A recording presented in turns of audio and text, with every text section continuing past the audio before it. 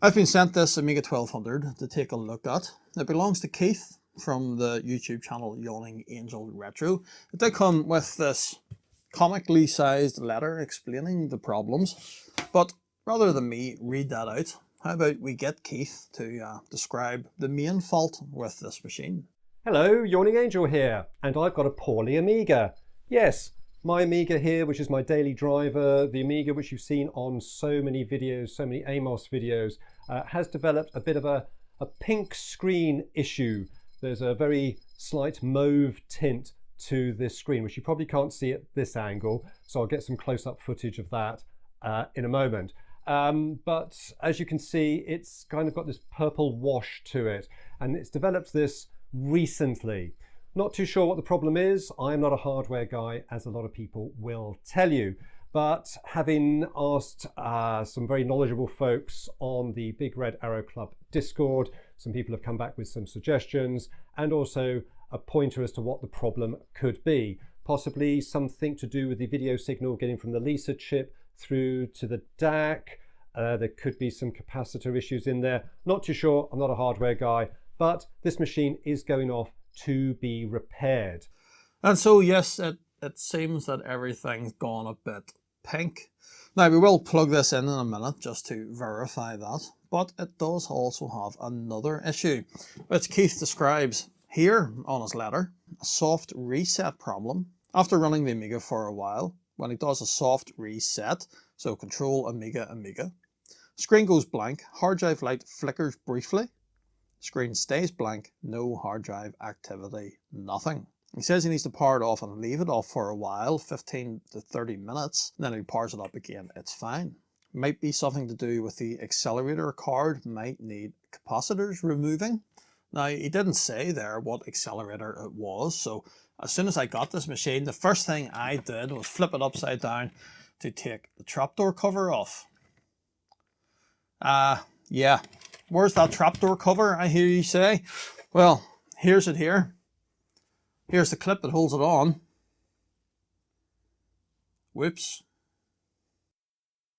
It's obviously a 3D printed trapdoor replacement with a ventilation grill on it here. Not strictly necessary for the 030 accelerator, which by the way is a TF1230 by the looks of it. We will take it out in a second though. But it seems that this thing has been printed with quite a low infill. This bit here is almost hollow on the inside, but maybe it's just me. I would have expected something like this to be printed with maybe even 100% infill, because it really is just that bit, isn't it? The rest of that, for all the thickness of it, it probably is solid, and it certainly feels as if it is.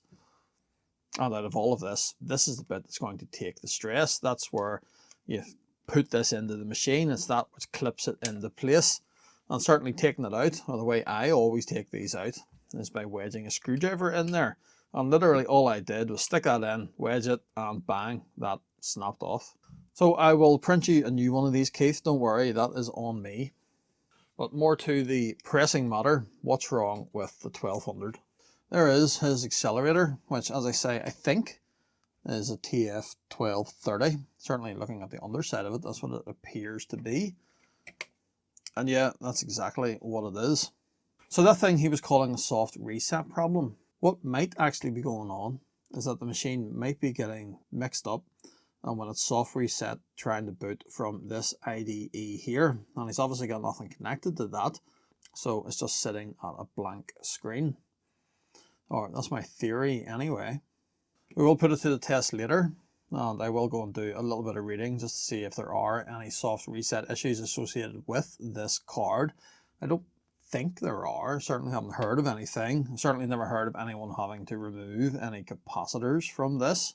I mean, there's my own 1230. And just comparing the back of both of those, at a glance it all seems to be the same. What about on the top side? Well, there's no capacitors on the top side. But look, we'll come back to that. The main reason that this was sent to me was that supposed display problem. And sure enough, if we power up the Amiga, well, you can see there straight away, the left hand side of the screen, it has that pinky purple tinge to it, just as Keith described.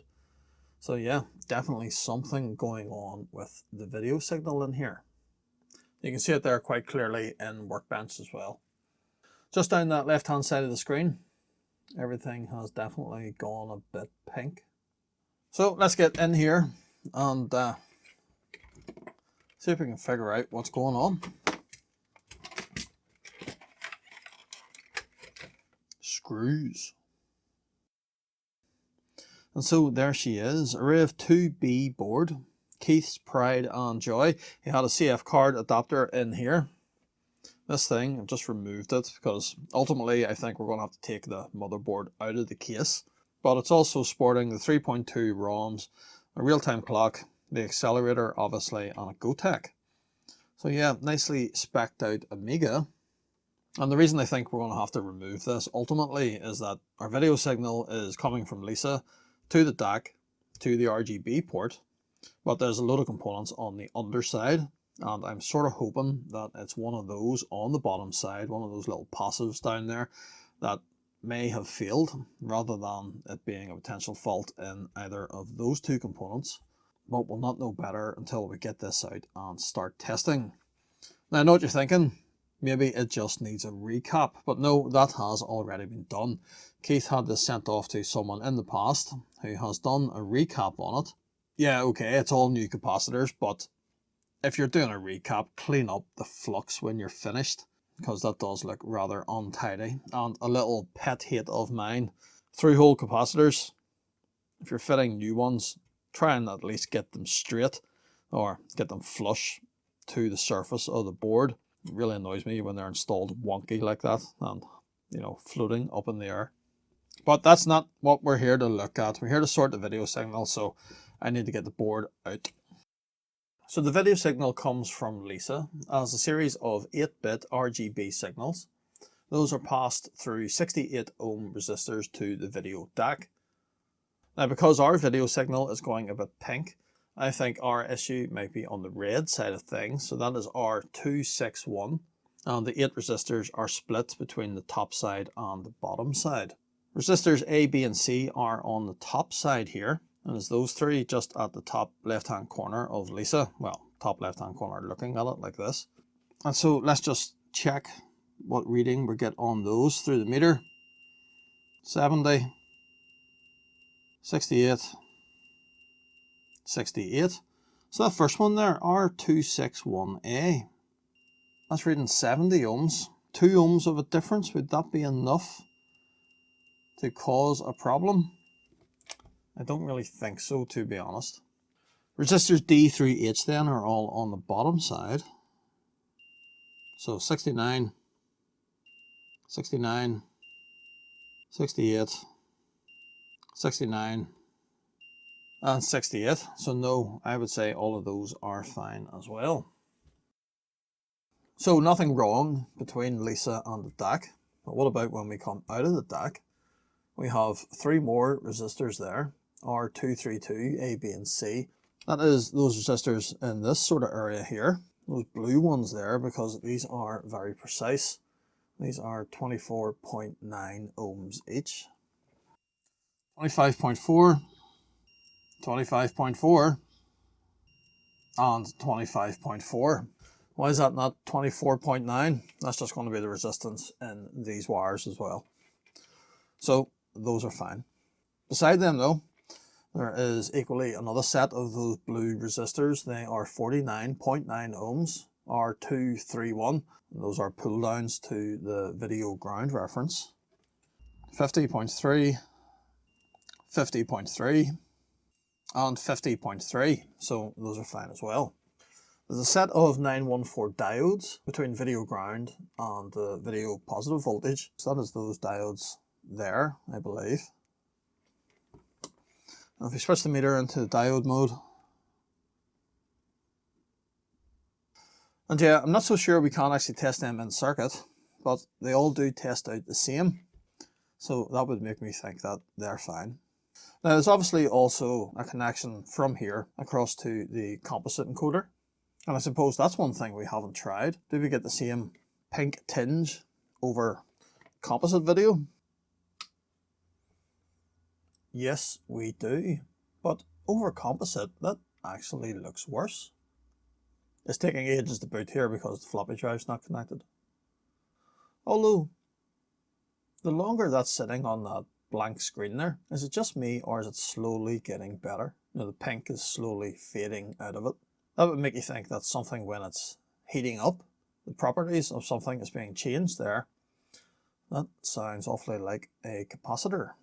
And going back to the schematic again, there are 3 0.22 microfarad ceramic caps sitting in line with those RGB video signals to the video encoder. And there's those 3 there. So what I think I'll do is let's apply a bit of heat to these with the board running, see if that changes what's on the screen. And because it looked worse over composite, let's just hook that up again. Or well, it was more obvious over composite anyway. So let's power up. There's the screen, all nice and pink again.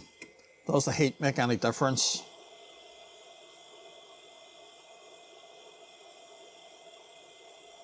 Not obviously.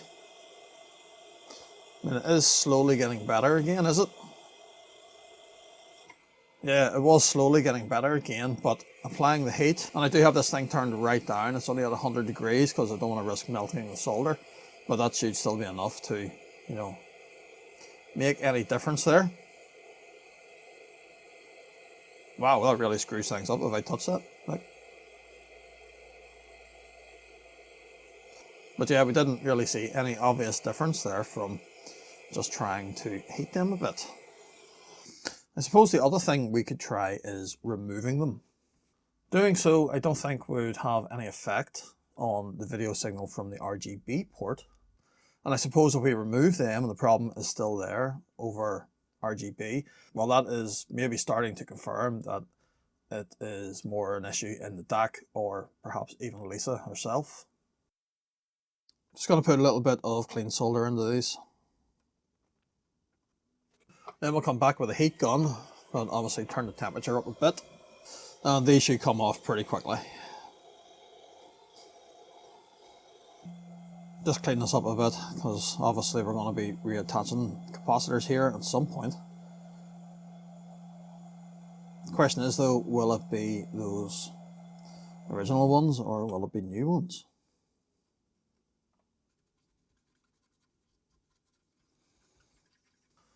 But I suppose while we're down here cleaning things, let's just clean up some of the flux from the previous recapping job. And you know what, actually, just let me reflow that. There's nothing wrong with it per se, but it's just a big old blob of solder. And those legs could probably be cut down a bit shorter as well. So what does that look like now? It's still all pink. So yeah, it wasn't one of those caps, but it definitely does start out more intense and then fade off, because that's nearly away there now. And when it was first switched on, that was quite pink. I mean, maybe half the screen was pink, and now it's just a slither on the left hand side. The next thing that I think we should maybe try then is our heating trick. But let's try and heat the top side of the board. Let's just see if we can make any difference by doing that. So let's just try composite again, since we were screwing about with those capacitors. Just make sure that still works. And yeah, that's fine. And our pink is back. Let's try and heat things on the top side again. Turn this way down to 100 degrees again just. And we'll just do a power cycle just so we've got more time while this thing waits to try and find a floppy. I'll just sit on that blank screen for longer for us. Do you see any differences now? Would you look at that? That is almost completely away there, just as I started heating the DAC. And yeah, I would say that's completely away now. Is that confirming that this chip is bad? I think what we'll do is let it cool down again, and we'll try that one more time.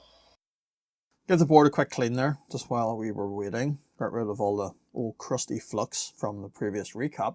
It should be sufficiently cooled down now, so we'll get the heat gun to the ready. I'll put this tip back on it so we can focus the heat onto the DAC only. Let's power up. Yeah, everything is looking kind of pink again. Let's heat the DAC.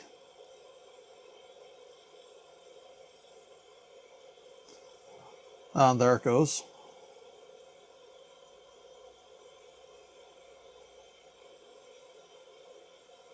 That's it more or less fully away. So yeah, I think that pretty much confirms it. This is bad. So a new DAC is on order, but while we're waiting for that, how about we turn our attention to that soft reset issue. Now, I speculated earlier that it might be something to do with the IDE on the TF1230, but I did notice something else on the bottom of this board that potentially might be the culprit of it. So I've got everything set up here, nice and sketchy, just how we like it. Let's boot the machine. We're still on composite video. All composite doesn't get enough love, does it? So let's just stick to that, because this is how most of us probably used our 1200s back in the 90s. That's us into Workbench. Yeah, that's why we don't use composite anymore, because I can hardly read that. But let's give the 1200 something to do for a couple of minutes. So he's got a WHD load directory here. There is a demos directory. And let's go for an old favorite, shall we? If I can find it in here, if I can read this writing. World of Commodore. That's the one I was looking for. Let's try and run this.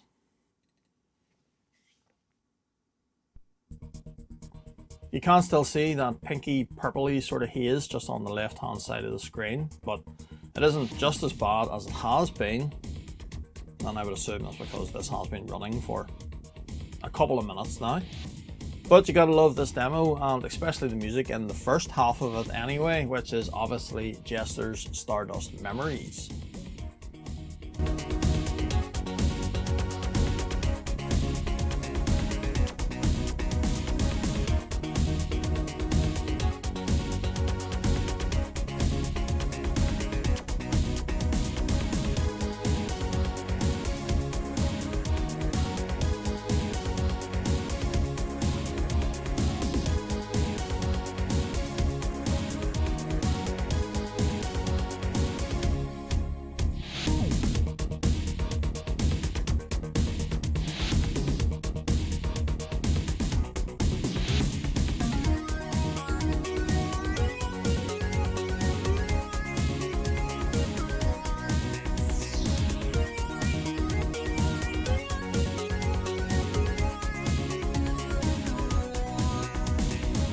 But it has been running here now for a few minutes, so let's do our soft reset and see what happens. So system has reset. There's a flash of the hard drive activity LED, and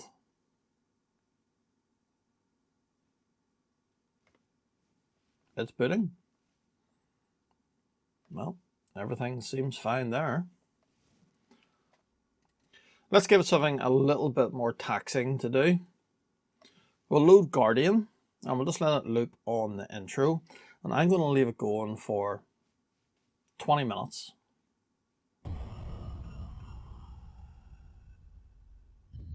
Everyone always looks to the Frontier demo for your space fly through, something to put your Amiga to the test, something to stress it.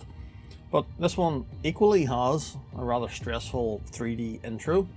Granted though, it's AGA only, so you're only going to be running it on your 1200, CD32 or 4000. Does run great though with the 030 on the stock machine, especially on the stock CD32, which is where I know this game best. It does get quite stuttery, especially at this point.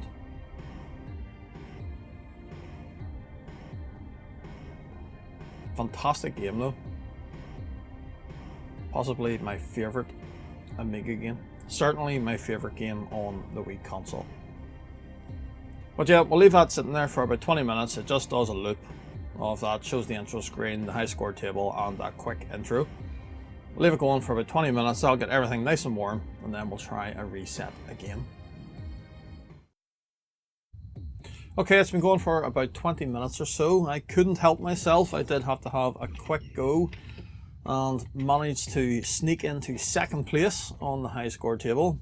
I am a little bit rusty at this game, but as I say, one of my favourites for the Amiga, certainly for the CD32. The 1200 version that I'm playing here though, I do think it does miss the CD audio soundtrack. But everything is nice and toasty now, so how about we hit soft reset and let's see what happens.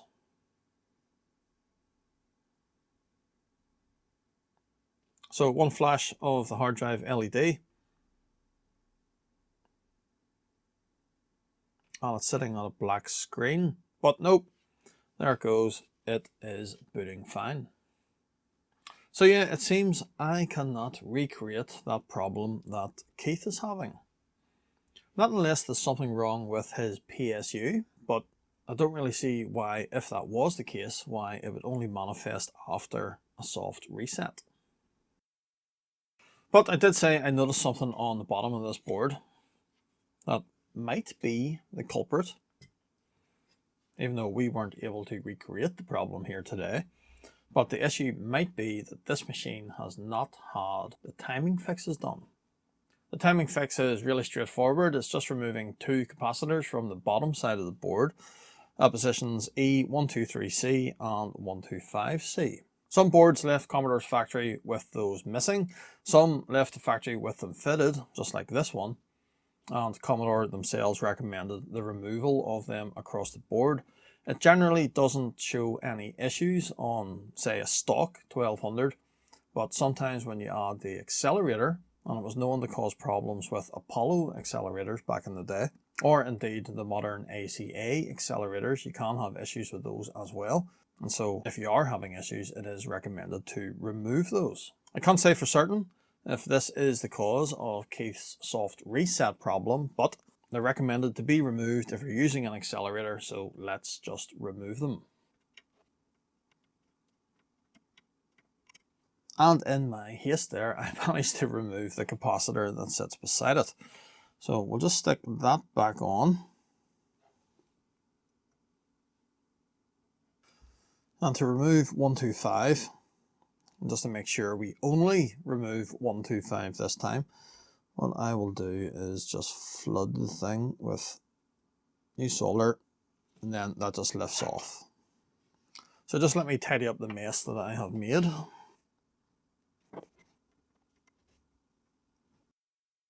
And one timing fix complete. Now there are also a couple of other things that some people recommend doing. All the Commodore ever recommended was removing those two caps, so that's all I've ever done to these boards. And any problems that I've ever seen with any accelerators always go away after those two are removed. So I'm happy enough to call that done for now. And while we weren't able to recreate Keith's soft reset problem, I would say there's a fair chance that's what was causing it. One new DAC has arrived. I need to say a massive thank you to Sparx UK for sending this over.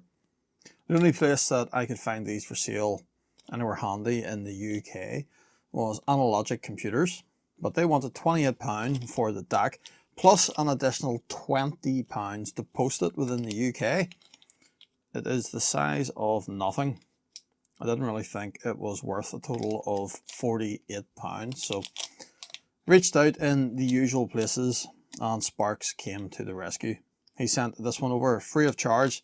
I have a few bits that I need to send to him in the very near future, so it's all swings and roundabouts, as they say. We all try to help each other out in this community. So let's get that one off and get this one fitted. Now, I was toying with the idea of fitting a socket here to insert the new chip into, but two problems with that. First one being that those sockets are quite big, and just the proximity of some of the capacitors and resistors around here, it might interfere with them. The other problem then, of course, being I don't actually have any suitable sockets, so we can't fit what we don't have. The chip was surface mounted originally. Let's just do that again. Going to be using a bit of hot air to take this off, but we do first of all need to protect the surrounding components, and for that we'll use a bit of Captain tape. We'll go in with some flux around the chip, because I am first of all going to mix in a bit of fresh solder. That'll just help get things moving so that this comes off with minimal fuss.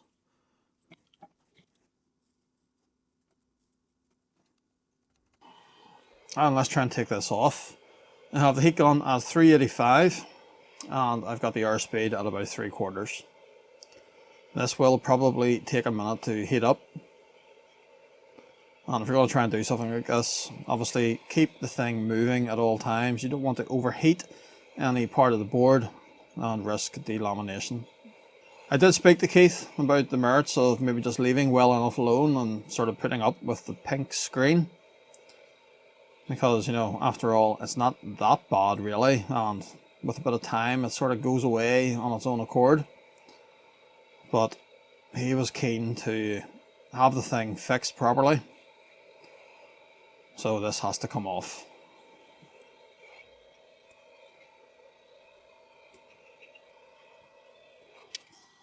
There we are, one chip removed. So just let things cool down there, and then I'll go over it all with some braid, and then we can put the new chip on. I think that is the first time I have removed any major IC from an Amiga 1200. No, my hands aren't shaking at all. Let's go over it then with some braid. We need to get these pads nice and clean to accept the new chip. And one thing I'm very conscious of here for fitting the new chip is access around it for soldering. Now, as you know, if you've watched this channel for any length of time, I always struggle putting this type of IC on. Always struggle surface mounting this type of package. And I think that tantalum there is going to get in my way, so I'm going to remove that as well. It'll come off really easily, and it'll just make my life so much easier when it comes to soldering the new DAC on.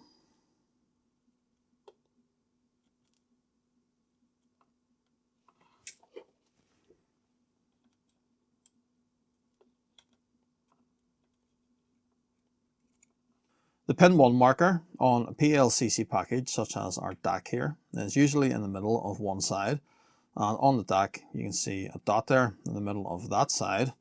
That edge of the chip is also chamfered, that's where pin 1 is.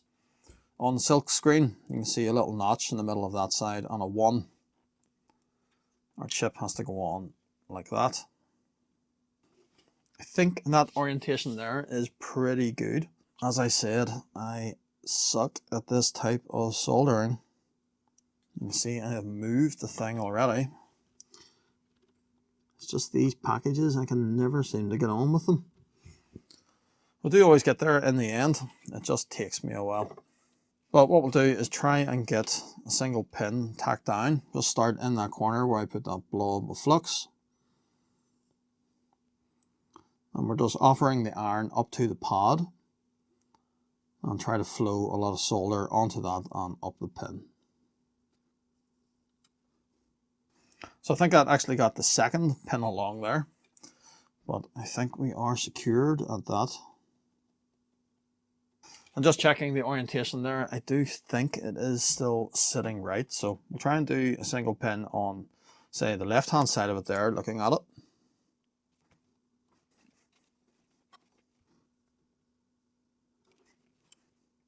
That is it, pretty well anchored now. And then what we can do is go around those opposite two sides and do a bit of drag soldering.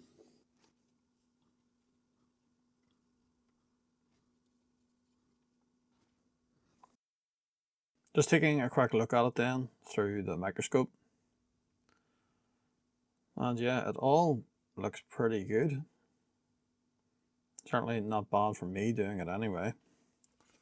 But I think what I'll do is just go around the whole chip quickly, just with the multimeter, just to make sure that we've got good connection everywhere, and more importantly that nothing is shorted, because I definitely don't want to be removing this chip again.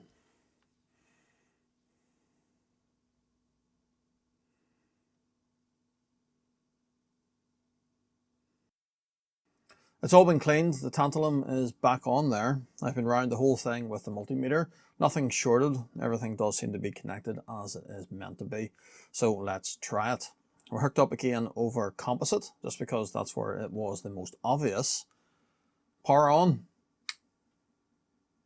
And would you look at that? One nice plain grey screen. That is exactly what we wanted to see. No pink, no purple. It seems to be fixed. Although we will just leave it for a second here to see if it does boot to its kickstart screen. You always do get a little bit nervous when working on something like this, that have I screwed something up? So fingers crossed that this boots okay. The new DAC is sitting there happily. It's not like it's going nuclear or anything like that. It's not getting hot. And there it is. 3.2 ROMs. The machine has came up and everything is looking good. Well, there it is, all back together and ready to be returned to Keith, along with one new trapdoor cover. When putting it back together, I noticed that the GoTech, the bracket that it sits on, well, it has a little arm off it here that attaches it to the bottom of the case, but that was broken as well. Although rather than just reprint that little arm, this GoTech holder, this is designed for the one with the LCD display, whereas Keith is using one with just the 3-digit display on it. So I reprinted the whole thing again. I'm not sure if you'll be able to see it in there or not, but that is the correct version for the 3-digit display. Just looks a bit better than this one, but we will send this back to him so that if he ever upgrades to the LCD, well, he has this to reuse. I've ran the machine for a couple of hours, had another quick game of Guardian, and tried several more soft resets, and I just cannot replicate that problem that he mentioned. It could be the case that the timing fix that we've done has resolved any potential issue that there was there, although, yeah, we weren't able to recreate it even before doing said timing fix. So, Keith, if you do notice the problem returns in the future, drop me a message and we'll see what we can do. But that's going to be it for now, and one more Amiga returned to full working order. If you enjoyed this video, I would appreciate a thumbs up. Why not hit subscribe if you haven't done so already? There's still plenty more yet to come here on CRG, and I'll see you next time.